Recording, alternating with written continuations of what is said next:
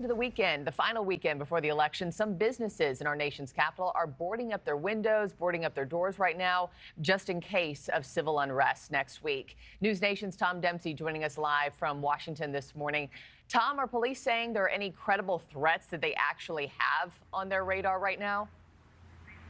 Hey, good morning, Markie. D.C. police saying that there are no known credible threats at this point related to election-related violence. But this morning, we're standing only about a block from the White House right now, and you can actually see some of the concerns of the possibility of election-related violence. What you're seeing right now are businesses literally boarded up out of concerns that we might see large-scale protests, maybe even potential riots in relation to the election. And as you can see, these are multiple businesses. That McDonald's just down the street, we go there from time to time to get coffee between live shots here, but it's boarded up right now, like I said, due to concerns that we might see a strong response, potential election-related violence to all this.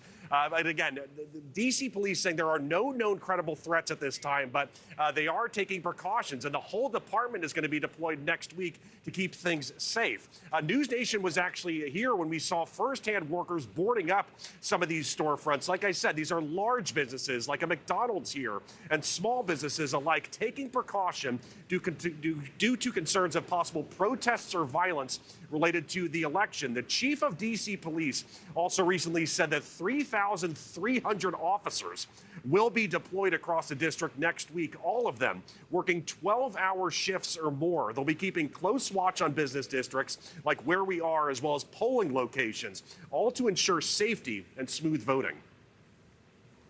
We will not tolerate any violence of any kind. We will not tolerate any riots. We will not tolerate the destruction of property. We will not tolerate any unlawful behavior. Offenders will be arrested and will be held accountable. D.C. police also say that they can call in officers from surrounding areas should the need arise. But, Markie, I remember being out here personally reporting on the 2020 protests we saw here in D.C. in response to the death of George Floyd, also on January 6th. And I think there's a lot of leftover anxiety and the concerns of possible destruction or damage that we could see, that we saw similar to those past two events. Some of that anxiety and those concerns still around here in D.C., Markie. Yeah, still lingering. We're praying for peace and quiet and calm next week. Tom Dempsey, thank you so much, live from D.C. this morning.